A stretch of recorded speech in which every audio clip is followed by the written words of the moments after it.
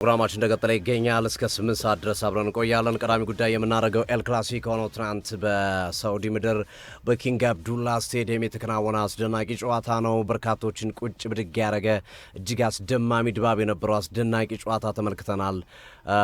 ይህ ጨዋታ በእኔ እምነት ለእግር ኳስ ለምሳሌ በገበሬዎች ወይም ደግሞ በግብርናው ዘርፍ ምርጥ ዘር ሲገኝ ላብራቶሪ ውስጥ ይቀመጣል አይደል?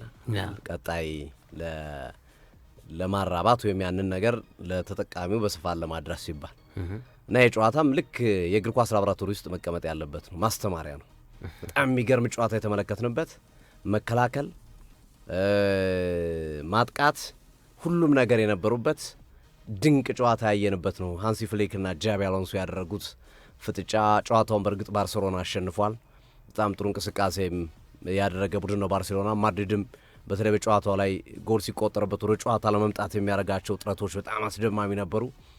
እጅግ አስደናቂው ጨዋታ ተመልክተንበታል። የትናንትናው ጨዋታ ምናልባት እንግዲህ የዚህ ጨዋታ ዳፋ ጃቢ አሎንሶ ላይ ሊያርፍ ይችላል። አሁንም ቦታቸው አደጋ ውስጥ ነው የሚገኘው። አደጋ ውስጥ ያለ ቦታ ነው የጃቢ አሎንሶ ቦታ። የላሊጋውን መሪነት ካስረከቡበት ጊዜ ጀምሮ ለባርሴሎና በየቀኑ ስጋት ውስጥ ያሉ አሰልጣኝ ናቸው ጃቢ አሎንሶ እና አሁንም ያ ስጋት የሚቀጥልበትና እንዲሁም ትናንት ማርካ ፋብሪዞ ሮማንም ይዞት እንደወጣው ማርካም እንደገለጸው የጨዋታ የመጨረሻ ጨዋታቸው ነው፣ ከተሸነፉ ይሰናበታሉ የሚል ሀሳብ ሲያስቀምጥ ነበረና ያው ለማድሪድ ቅርበት ያለው ወይም የማድሪድ ጋዜጣ ነው ተብሎ ነው የሚታመነው ማርካና ሀቀኝነት ከማድሪድ ጋር በተያያዘ የሚያወጣቸው መረጃዎች በአብዛኛው እውነተኛ ናቸው ተብሎ ይታመናሉና ምናልባት አሁንም የጃቢ አሎንሶ ጉዳይ አይታወቅም፣ ሊሰናበቱ ይችላሉ። ትናንት ግን ያሳዩት ላለመሸነፍ ሲያደርጉት የነበረው ጥረት በጣም አስገራሚ ነው፣ ተመልክተነዋል። ሞሮለስ ወይም በብዛት ባርሴሎና ሙሉ ስኳዱን ያገኘው ትናንት በነበረው ጨዋታ ላይ ኩባርሲ፣ ፔድሪ፣ እንደዚሁም ላሚን ያማል ሁሉም ተጫዋቾቻቸው ራፊኒያ፣ ሌቫንዶስኪ አማርጠው ነው ሲጠቀሙ የነበሩት። ተቀያሪ ላይም ቋሚ 11 የነበሯቸው ተጫዋቾች የጥራት ደረጃ ጥሩ ነበረ። በተለይ ሊጉ ሲጀምር አካባቢ መጀመሪያ 5-6 ሳምንታት ላይ ብዙዎቹ ተጫዋች ተጎድቶ ነበረ። ሌቫንዶስኪ አልነበረም፣ ራፊኒያ ተጎድቶ ነበረ፣ ኩባርሲ ጉዳት አስተናግዶ ነበረ፣ ኤሪክ ጋርሲያ ተጎድቶ ነበረ፣ ባልዴ ፊትነሱ ጥሩ አልነበረም። እንደዚህ ያን አብዛኞቹ ተጫዋቾች አልነበሩም። እንደዚሁም በኋላ ላይ ደግሞ ሁዋን ጋርሺያም ጭምር ተጨምሯል። አሁን ብቸኛ ጉዳት ላይ ያለ ተጫዋች ወይም የጉዳት ጥላ ጥልቶበት በቡድን ውስጥ አገልግሎት እየሰጠ ያልሆነው ጋቢ ብቻ ነው እና ትናንት ባርሴሎና ያ መሆኑ ወይም ስኳዱ ሙሉ ስኳዱን ማግኘቱ በትልቁ አንዱ ለቡድኑ ጥሩ መሆኑ ምክንያት ነው። ለምሳሌ ሁለተኛው አጋማሽ ላይ በሪያል ማድሪድ ዶሚኔት ሲደረግ የቀየሯቸው ተጫዋቾች ዳኒ ኦልሞና ፌራን ቶሬስ ነው ሌቫንዶስኪን አስወጥቶ እና ምን ያህል ጥራት ያላቸው ተጫዋቾች እንደሆኑ የባርሴሎና ላክ ያደረገውን ወይም በሁለተኛው አጋማሽ ያጠረውን ጉልበት ፍጥነት የሚጨምሩ አዲስ ቤንዚል ነው የማቀጣጠያ ያስቀመጠውና ያን አድርገው ነው ድሉን ማድረግ የቻለው። በተቃራኒው ሪያል ማድሪድ ኢቨን ክሊያን ምባፔ 100% ፊት ሳይሆን ከ80% በታች ነው የፊትነሱ ደረጃ ትናንት ሲጫወት። ለዛም ነው የመጨረሻዎቹ 10-15 ደቂቃ ውስጥ ያስገቡት ክሊያን ምባፔ። ተከላካይ መስመሩ ላይ አንቶን ሮዲገር አልነበረም። ወሳኝ ተጫዋቻቸው ነው ሮዲገር በዚህ ቡድን ውስጥ። እንደዚሁም ዲን ሂውሴንም በተመሳሳይ ከጉዳት የተመለሱ ተጫዋቾች ናቸው። ትሬንት አሌክዛንደር አርኖልድ አልነበረም።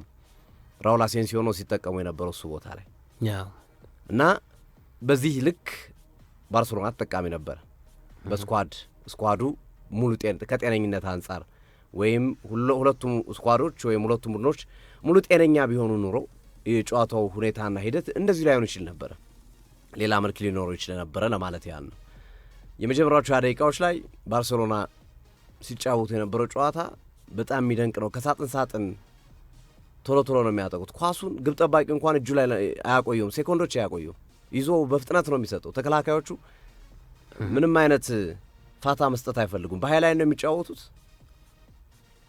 አንዳንዴ አልፎ ቪኒሲየስ ጁኒየር እሱን የመከላከል ጥበባቸውን ተረድቶ በመልሶ ማጥቃት እንቅስቃሴ የሚሄድበት ሂደቶች ያስፈሩ ነበረ። በዛ መንገድም ጎል አስቆጥሯል። ቪኒሲየስ ጁኒየር በሃይላይን ሲከላከሉ ነው ያው ፍጥነቱን ተጠቅሞ አልደረሱበት ስላሉ ነው ያቻነቱን ጎል ያስቆጠረው እና ባርሴሎና በላሚን ያማል ያጠቃል፣ በዚህኛው በራፊኒያ ያጠቃል፣ በመሃል በኩል በፔድሪና በፈርሚን ሎፔዝ ይሄድባቸዋል። በጣም ከባድ ነበር። ሪያል ማድሪድ መከላከሉ ከብዶት ነበረ። በጣም አስቸጋሪ ነበር። ሪያል ማድሪድ አንድ ነገር ብቻ ነው የሚያደርገው፣ ኳሱን ሲያገኘው ለቪኒሲየስ ጁኒየር ወይ ለሮድሪጎ ነው የሚሰጠው። እነሱ ሩጦ ይዞት እንዲገቡ ነው የሚያደርጉት። ምክንያቱም ቪኒሲየስ ጁኒየር ወይም ሮድሪጎ ጋር ኳስ ከደረሰ አንድ ወይም ሁለት ተጫዋች ነው የሚያገኙት። ሁለቱም ደግሞ ቴክኒካሊ በጣም ጥራት ስላላቸው ተጫዋቾቹን አልፎ እንዲገቡ ይፈልጋል። አንድ ወይም ሁለት ተጫዋች ቪኒሲየስ ጁኒየር ጥሎ ማለፍ ይችላል። አንድ ግንኙነት አሪፍ ስለሆነ ማለት እሷን ነው መጠቀም የፈለጉት አሰልጣኝ ዣቢ አሎንሶ። የሃንሲ ፍሊክ ቡድን ሃንሲ ፍሊክ በነገራችን ላይ በፍጻሜ ጨዋታ ደርሰው ተሸንፈው አያውቁም። በታሪካቸው ተሸንፈው አያውቁም። ትናንትም በነበረው ጨዋታ ላይ አሸንፈዋል። ጥሩ አጋጣሚ ነው፣ ጥሩ እድል ነው። በቃ በፍጻሜ ጨዋታ ከደረሱ ነው ይበላሉ ሃንሲ ፍሊክ እና በጣም የሚያምር የባርሴሎና ዲኤንኤ የሆነውን ቲኪታካን ሞር ያየንበት የፔድሪና የፈርሚን ሎፔዝ አማካኙን የሚያደራጁበት መንገድ ከፍራንኪ ዲዮንግ ጀምሮ በጣም የሚገርም ነው። የተከላካይ መስመሮቹ የኳስ እውቀታቸው ኩባርሲና ኤሪክ ጋርሲያን በትናንትናው ልክ ተመልክቼው አላቅም። በሲቲ ነበረ ብዙም የመጫወት እድል ባይሰጠውም በባርሴሎና ብዙ ጊዜ ተጫውቷል። ግን በትናንትናው ደረጃ ጥራት ያለው እንቅስቃሴ ሲያደርግ ግን አላየሁትም። ኤሪክ ጋርሲያ በጣም የሚገርም ነበረ። ጋርሲያ ኳስ የሚያደራጅበት የሚከላከልበት መንገድ፣ ፍጥነታቸው የኩባርሲና የጋርሲያ ቪኒሲየስ ጁኒየርና ሮድሪጎን የሚያቆሙበት መንገድ በጣም አስደማሚ ነበረ። ራፊኒያ ትናንት ይለያል። ማን ኦፍ ዘ ማች ተብሏል፣ ይገባዋል። በጣም የተለየውን ራፊኒያ ነበር የተመለከትነው። ኢላስቲሲቲው ይገርማል። በቃ የሚለጠጥበት መንገድ፣ ኳስ ለመያዝ የሚሄድበት የሚሮጥበት ፍጥነቱ በጣም የሚገርም ነበረ። የጂምናስቲክ ስፖርተኛ ነው የሚመስለው ከእግር ኳስ ይልቅ። እግሮቹ በጣም ነው የሚስፈነጠሩት በጣም እና ከግብ ጠባዩ ጋር ተገናኝቶ ያስቆጥራታል የተባለውን ኳስ ከሳተ በኋላ ወዲያው በአንድ ደቂቃ ልዩነት ነው ቆንጆ ኳስ አገኘ። አሁንም ቀጣቸው ሪያል ማድሪዶችን። ወዲያው ደግሞ ሪያል ማድሪድ በቪኒሲየስ ጁኒየር አስቆጠር። እንደገና ደግሞ ሪያል ማድሪድ ባርሴሎና መጥቶ በሊቫንዶውስኪ አስቆጠር። ሪያል ማድሪድ በጎንዛሎ ጋርሲያ አስቆጠር። ሁሉም የሚሆነው በተጨማሪ ደቂቃው ነው። በጣም ድራማ ነበር። የመጨረሻዎቹ ደቂቃዎች ላይ ድራማ ነበር። የመጀመሪያው አጋማሽ መጨረሻ ደቂቃ ላይ፣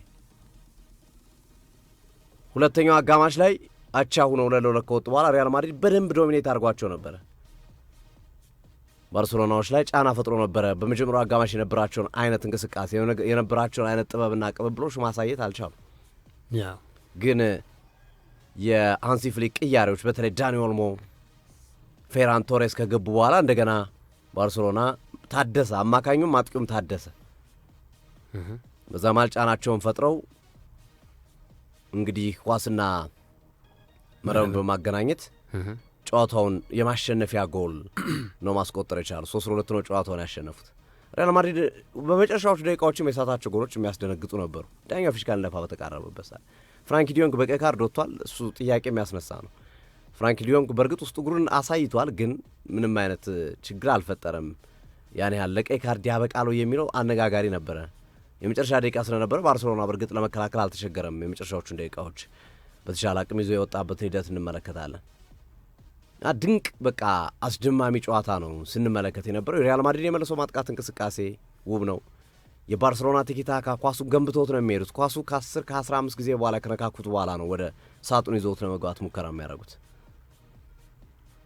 እና ፈጣን ነው። በቃ መስመር አጥቂዎች ጋር ከደረሰ ወይ ራፊኒያ ወይ ላሚን ያማል ላይ ከደረሰ ቀጥታ ወደ ጎል ነው የሚሄዱት ኳሱን ይዞት የሚሄዱት እና በጣም ውብ የሆነ ጥራት ያለው ጨዋታና ይሄ በአውሮፓ ቻምፒዮንስ ሊግ ፋይናል ደረጃ የምታዩ አይነት አስደማሚ ጨዋታ ተመልክተናል በትናንትናው ጨዋታ ላይ። በእርግጥ ሁለቱም ቡድኖች ካዝናቸውን ከፍ አድርገው ነው የመጡት። በሳውዲ ውድድሩ በመከናወኑ ብቻ የሚያገኙት ገንዘብ አለ። አሸናፊ ባርሴሎና ደግሞ ይበልጥ ዋላ ፖርታ ያለባቸውን የፋይናንሻል ችግር የክለቡን ፋይናንሻል ችግር ከመቅረፍ አንጻር ከዋንጫው በላይ ገንዘቡ በጣም ያስፈልጋቸው ነበር። እሱን ያሳኩበት ሂደት ተመልክተናል።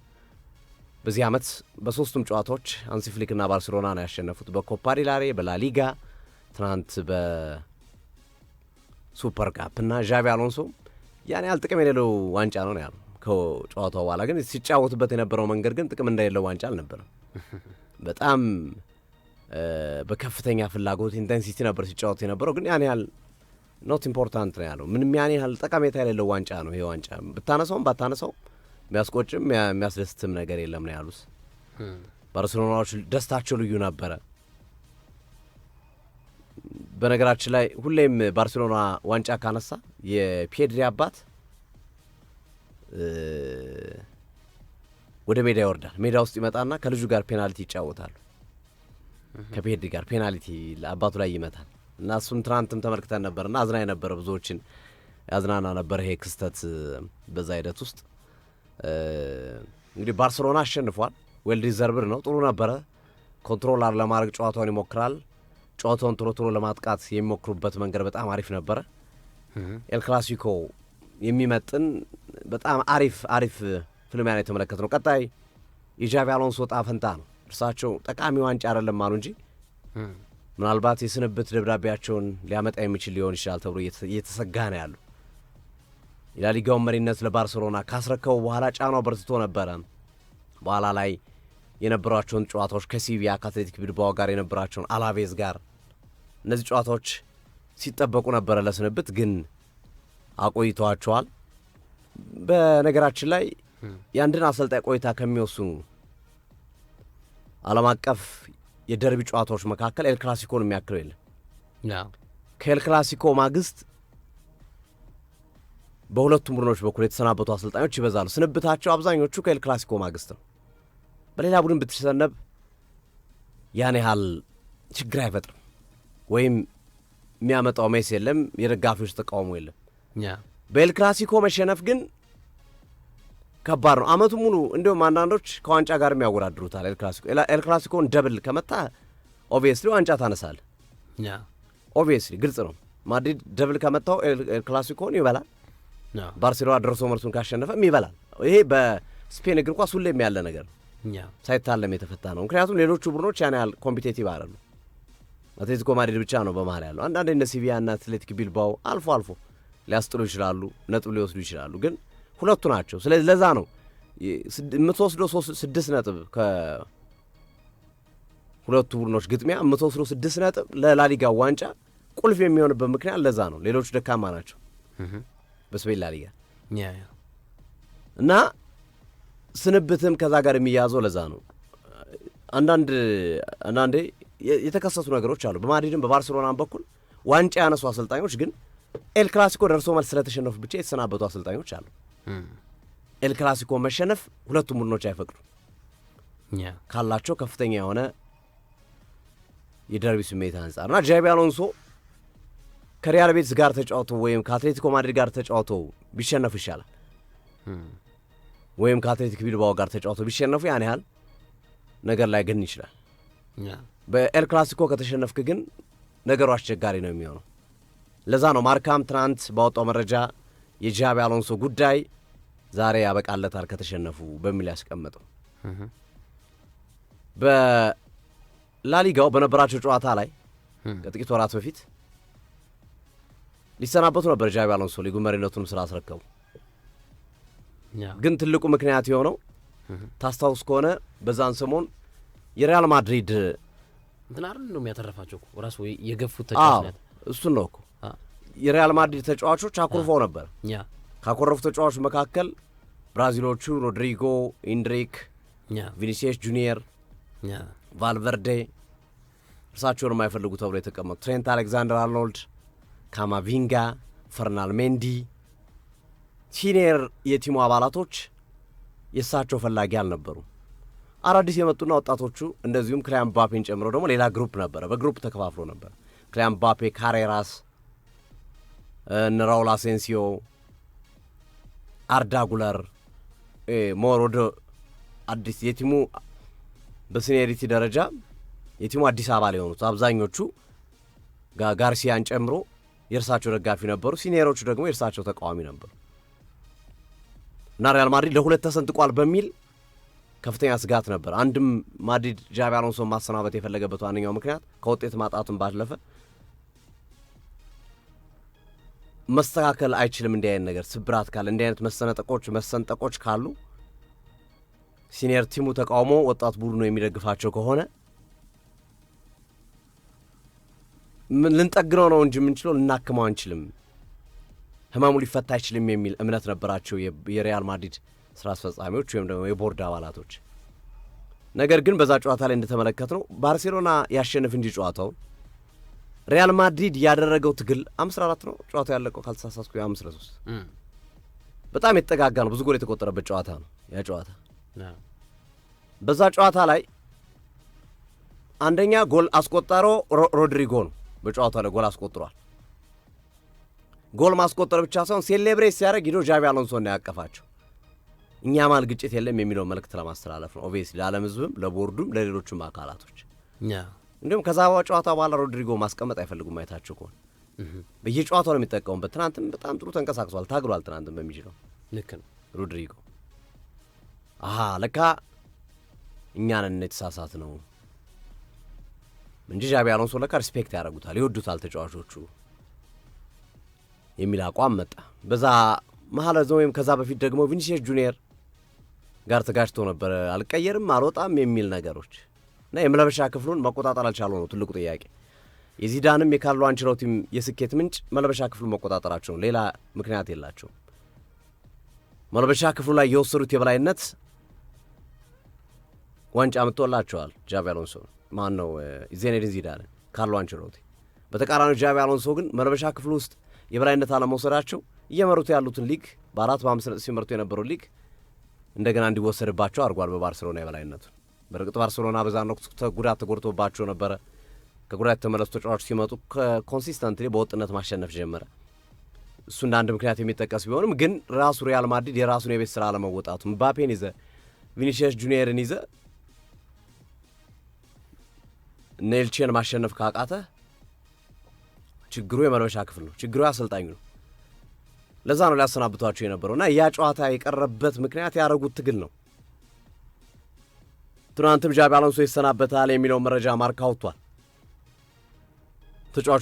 ተጫዋቾቹ ግን ያሳዩት ፐርፎርማንስ ትግል በጣም የሚገርም ነበር። ባላቸው አቅም ከተሰጣቸው ታክቲክ አንጻር ብዙ ለፍቷል። ቹዋሚኒ ጥሩ ነበረ፣ ሲታገል ነበር። ካሬራስ በጣም ድንቅ ነበረ። ቫልቨርዴ ተቀይሮ እስከወጣበት ድረስ በጣም አስገራሚ ነበረ። አንዱ የጎዳቸው ቫልቨርዴ መውጣት ነው። ጨዋታውን ዶሚኔት እያደረጉት ነበረ፣ ጥሩ ነበሩ። ቫልቨርዴ ወጣ፣ አርዳ ጉለር ገባ፣ አማካኙ 0 ሆነባቸው እና ሮድሪጎም ቪኒ ጁኒየር ነበር ትናንት እንደፈለገ ሲጋለብባቸው የነበረው ማድሪዶች። ብቻውን የገጠማቸው ነበር የሚመስለው ባርሴሎና ብቻውን ሲጋለብ ነው ያመሸው። ቪኒሲየስ ጁኒየር ጎልን ያስቆጠረበት መንገድ እንደዚህ አይነት የማጥቃት እንቅስቃሴ ካየሁ እኔ ቆይቻለሁ። በነ አሪያን ሮበን በነ ፍራንክ ሪቤሪ ነው እንደዚህ አይነት የማጥቃት እንቅስቃሴዎች ከመስመር ተነስቶ ተከላካዮችን 4-5 ተከላካዮችን አልፎ የሚያስቆጥሩ እንደዚህ አይነት የመስመር አጥቂዎች ናቸው። ቪኒሲየስ ጁኒየር በእርግጥ እንደዚህ አይነት ኳሊቲ ያለው ትናንት ያስቆጥረው ግን ይለያል። 4 ተከላካዮችን ያለፈው ትናንት 2 ተከላካዮች መሃል ሾለከ፣ ከዛ እንደገና 2 ተከላካዮችን ጨመረና መሃላቸው ገብቶ ጎልን አስቆጥሮ የመታበት ቴክኒክ ይገርማል። ያጠማዘበት ሁኔታ ያቻነቷ ጎል ማለት ነው ራፊኒያ ካስቆጠረው በኋላ። ከዛ በኋላም ተደጋጋሚ ሙከራዎችን ተደጋጋሚ ጫናዎችን ሰከንድ ሃፍ ላይም ሲያከናውን ነበርና ኤል ክላሲኮ ትናንት የተለየ ሀሳብ የሰጠው ሆኗል። የጃቪ አሎንሶ ጉዳይ ግን አሁንም እየተጠበቀ ነው። የመሰናበት እድል አላቸው። እንግዲህ ማድሪድ ከተማ እስኪደርሱ እየጠበቁ ከሆነ ቦርዱን እስኪያናግሩ ፍሎረንቲኖ ፔሬዝ እየጠበቁ ያሉ ይመስላሉ እንጂ ስንብቱ ቀርቷል ማለት አይቻልም። እና በሰዓታት በቀናቶች ውስጥ እንዲህ አይነት ዜና ብንሰማ መገረም ወይም አያስገርም። ኦልሬዲ ማን ይተካሉ ነው። ግን አሁን ጃቪ አሎንሶ ተሰናብቶ ማን ይመጣል? ክሎፕ አላሰለጥንም ብሏል፣ በቃይ ብሏል። ያው እንደነ አርበሎዋ አይነት በወጣት ቡድን እያሰለጠኑ ያሉት ናቸው እየታጩ ያሉት። የለም ገበያው ላይ አሰልጣኝ የለም፣ ሆነን ለመናገር የለም። ከዛ አንጻር አሁንም የውል ማፍረሻ ዋጋ ከፍሎ እንትን ከማለት ተጫዋቾቹ ላይ እኔ ብዙም በጃቪ አሎንሶና በተጫዋቾቹ መካከል ያን ያህል የከፋ ነገር ያለ አይመስለኝም። ትናንት ካየሁት ነገር አንጻር የሚስተካከል ነገር ይመስላል፣ ግንኙነታቸው የሚስተካከል ይመስላል። አሁን የያዙትን አዲስ አፕሮች በተለይ ሮድሪጎን እና ቪኒሲየስ ጁኒየርን ወደፊት የሚያመጧቸው ከሆነ ሲኒየር ተጫዋቾች ላይ እምነታቸው ከፍ የሚል ከሆነ የሚስተካከል ይመስላል አሁን እንደያዙት መንገድ። እኔ ማድሪድ ብዙም ባይቸኩል ከሚሉት ውስጥ ነኝ። ምንም አማራጭ የለም። አርበሏንም አመተ ልጠብቅ ትችላለህ፣ ላይሆን ይችላል። ስለዚህ ተስፋ ስላለው ጃቪ አሎንሶን ቢጠብቁ ይሻላል። ከቸኮሉ ግን ዋጋ እንዳይከፍሉ ስጋት አለኝ አሉት። ምናልባት የምትጨምረው ነገር ካለ ከትናንትናው ጨዋታ ጋር ተያይዞ? ያ የተወሰነ ነገር አንተ አንስተዋል አብዛኞቹ ነጥቦች። ግን የሪያል ማድሪድ አሎንሶ እንደ ችግር የተጋረጠበት ነገር ልክ እንደ ማንቸስተር ዩናይትድ የተከላካይ ክፍሉ ብዬ ማስበው ትናንትናም ስፖርት ቤተሰቡ በደንብ ኦብዘርቭ ያደርጓል ብዬ አስባለሁ። በመሀል ተከላካይነት ያጣመሩት ጥምረት ሹዋሚኒንና ዲን ሆጅሰን እና ሹዋሚኒ እንግዲህ የምናውቀው በተከላካይ አማካኝ ቦታ ሲጫወት ነው እና ብዙ ጊዜ ተጫዋቾችን ወደ ኋላ መለስ አድርገው የሚያጫውቱበት ነገር አለ። በቀኝ መስመር ላይ የአማካኝ ስፍራ ተጫዋችን ስቶፐር ሲያደርጉ ትመለከታለህ። የተከላካይ ስፍራ ያልሆነ ተጫዋች በመሀል ተከላካይነት ልክ እንደ ትላንት ነው የቹዋሚኒን ነገር ማንሳት ይችላል። ና ተከላካይ ክፍሉ ሪያል ማድሪድ ፔፔና ራሞስን ባየንበት ጥምረት ያንን ትዝታ የሚቀሰቅስ ነገር እየተመለከትን አይደለም። ጉዳት ሌላው ትልቅ ተጽዕኖ ያሳደረበት ቡድን ነው ብዬ አምናለሁ። ሪያል ማድሪድ ባለፉት 15 ጨዋታዎች ሪያል ማድሪድ መረቡን ሳያስደፍር የወጣው በ3 ጨዋታዎች ብቻ ና ይሄ ፈተና ሆኗል። የሚያገባ ቡድን ስለሆነ ነው ባርሴሎና ትላንትና ቻሌንጅ ማድረግ የቻለው። በጣም አግቢ ቡድን ነው ባርሴሎና፣ በጣም በቻምፒየንስ ሊግ በላሊጋው በጣም ጎል አስቆጣሪ ቡድን እና ሪያል ማድሪድም ጎሎችን የሚያስተናግድ ቡድን ነው። ግን ሌሎች ተጋጣሚዎች ላይ ጎል እያስተናገደም ያሸንፋል 3-2 2-1 ግን ጎል ኮንስተንት ያደርጋል እና ትናንትና ባርሳ በቃ የማጥቂያት መሳሪያው ከፍተኛ ስለሆነ ነው ሪያል ማድሪድን ያሸነፈው ብዬ አስባለሁ። እና እኔም ትዕግስት ይሰጣቸው ብዬ አስባለሁ። አንዳንዴ ልክ እንደ ማንቸስተር ዩናይትድ እና እንደ ሪያል ማድሪድ የሆኑ ክለቦች ትዕግስት አይጠበቅም ማለት ውጤት ቶሎ እንዲመጣ ይፈልጋል፣ ዋንጫ ቶሎ እንዲመጣ ይፈልጋል። ይሄ የክለብ ብራንዲንግ። አሁን ሪያል ማድሪድ ልክ አርኔ ስሎት ያስመዘገቡትን አይነት የውጤት መንሸራተትና ተደጋጋሚ ሽንፈቶችን ቢያስተናግድ የሚታገስ ቡድን አለ፣ አውቶማቲካሊ ሳክድ ነው የሚያደርግ። ማንቸስተር ዩናይትድም እንደዚህ ነው። ለዛ ነው አሰልጣኞች ቶሎ መጥተው ጊዜ ይሰጣል፣ ግን በጊዜ ውስጥ ደግሞ የሆነ ብራይት የሆነ ነገር ፊቸር ነገር ልታሳይ ይገባል ከሚሉት ወገን ነኝ። አብዛኞቹ ነጥቦች ተነስተዋል፣ ግን በጣም ሃንሲ ፌሊክ ቲቦ ኮርቷ ባይ ነው ያ ማድሪድን አስበዋል። ያ ቲቦ ኮርቷ ባይ ነው ያ ማድሪድ ማለት በቃ ተራ ቡድን ነበር የሚሆነው። ይበልጥ ከአሁንም የባሰ ችግር ውስጥ የሚገባ ነው የሚመስል ካለው ተከላካይ አንጻር ዴፊኒት። እና ሃንሲ ፌሊክ በ8 የፋይናል ውድድሮች ትናንትና 8ኛ የፍጻሜ ጨዋታቸው ነበር። በ8ቱም አልተሸነፉም፣ ዋንጫዎችን አመጥተዋል። እና ትናንት እንደውም ከጨዋታው መጠናቅ በኋላ የተናገሩት ነገር አስገራሚ። ገና ከዚህ የተሻለውን ባርሴሎና ትመለከታላችሁ፣ ምርጡን ባርሴሎና ለማስመልከት ዝግጁ ነኝ የሚል አይነት ሀሳባቸውን አጋርተዋል። እያሸነፉም በዋንጫ እያጌጡም ገና ከዚህ በላይ ደግሞ ጠብቁኝ ብለዋል።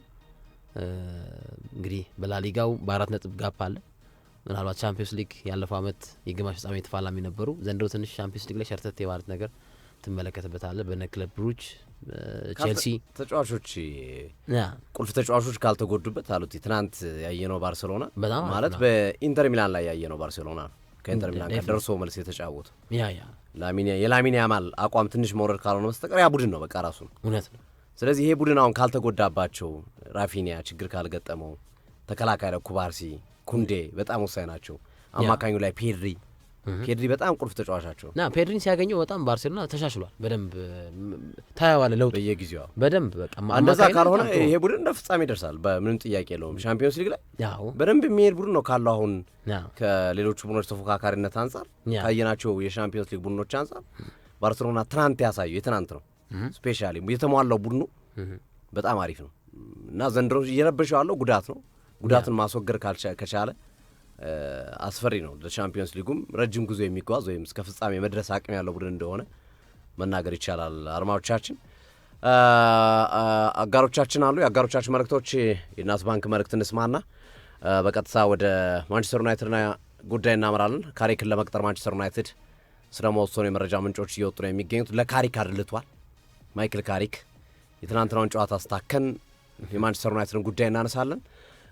ዲጄ ዴቭ የአጋራችን የእናት ባንክን መልእክት ከፍ ያደርግልናል። እናት መላ በትምህርት ቤት ክፍያዎች ለትምህርት ቤቶች እጅግ ወሳኝ ሚና እየተወጣ ነው የሚገኘው።